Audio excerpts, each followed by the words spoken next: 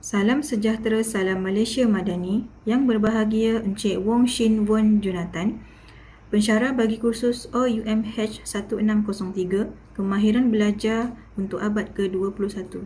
Nama saya Aizan Nadia binti Mat Ma'amum, 9608140166680002. Pada hari ini, saya akan membentangkan tugasan yang telah diberikan bagi melengkapi tugasan 2, iaitu pembentangan video.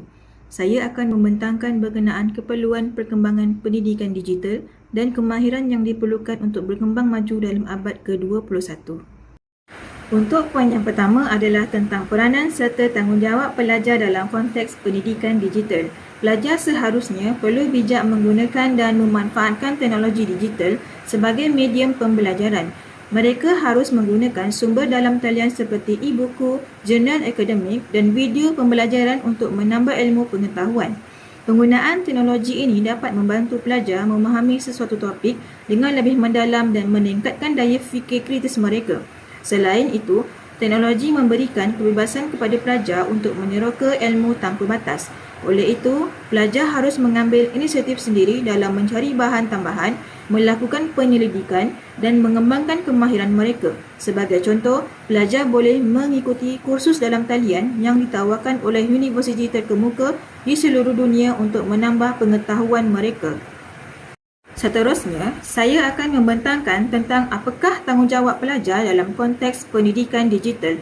Antara tanggungjawab yang perlu dipraktikkan oleh pelajar dalam konteks pendidikan digital adalah seperti menggunakan media digital dengan beretika dan bertanggungjawab. Penggunaan teknologi dalam pendidikan perlu disertakan dengan etika yang baik.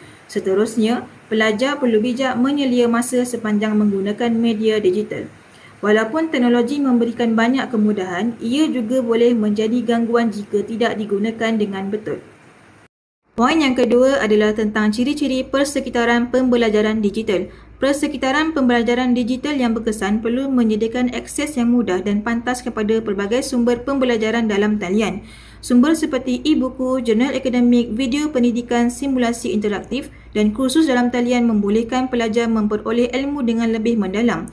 Selain itu, salah satu ciri utama pembelajaran digital yang berkesan ialah elemen interaktiviti dan kolaborasi.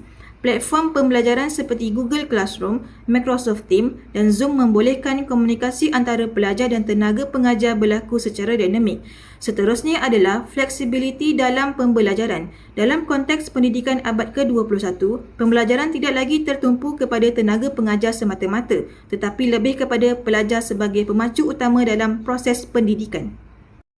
Poin yang ketiga adalah tentang penglibatan pelajar dalam teknologi baru serta keberkesanannya. Salah satu cara utama pelajar dapat memupuk perkembangan minda ialah dengan meneroka pelbagai teknologi pendidikan digital yang tersedia.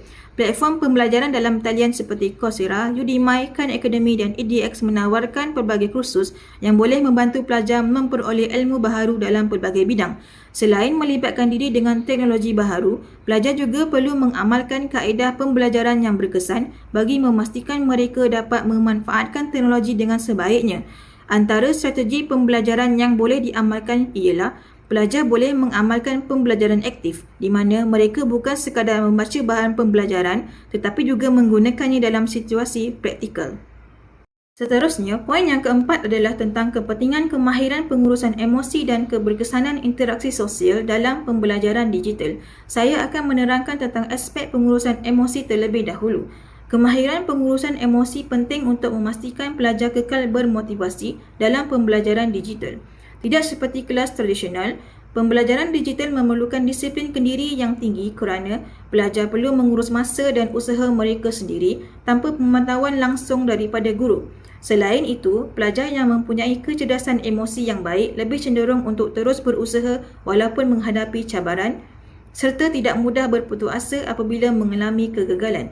Dengan sikap yang positif dan daya ketahanan yang tinggi, pelajar dapat belajar dengan lebih efektif serta mencapai kejayaan dalam akademik. Seterusnya, dengan kemahiran pengurusan emosi yang baik, pelajar dapat mengawal tekanan mereka dengan lebih berkesan melalui strategi seperti menetapkan jadual belajar yang teratur, mengamalkan teknik pernafasan atau senaman ringan serta mencari bantuan daripada tenaga pengajar atau rakan-rakan apabila diperlukan.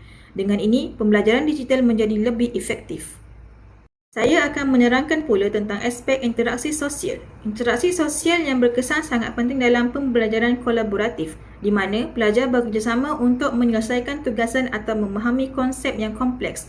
Walaupun pembelajaran digital lebih bersifat kendiri, pelajar masih perlu berkomunikasi dengan rakan sekelas melalui platform seperti Google Classroom, Microsoft Teams dan Zoom. Walaupun pembelajaran digital lebih bersifat kendiri, pelajar masih perlu berkomunikasi dengan rakan sekelas melalui platform seperti Google Classroom, Microsoft Teams dan Zoom. Jika pelajar mempunyai kemahiran komunikasi yang baik, mereka dapat berkongsi idea, bertukar pendapat serta bekerjasama dengan lebih efektif dalam kumpulan. Selain itu, hubungan yang baik antara pelajar dengan guru serta rakan sekelas memainkan peranan penting dalam membentuk persekitaran pembelajaran yang positif. Kesimpulannya, perkembangan pendidikan digital dalam abad ke-21 adalah satu keperluan yang tidak dapat dielakkan. Teknologi merubah lanskap pendidikan dan membuka ruang untuk pembelajaran yang lebih efektif. Seharusnya, pelajar dapat menggunakan kemudahan ini dengan sebaik mungkin agar dapat seiring dalam menepani arus era globalisasi masa kini. Sekian sahaja pembentangan saya kali ini. Sekian, terima kasih.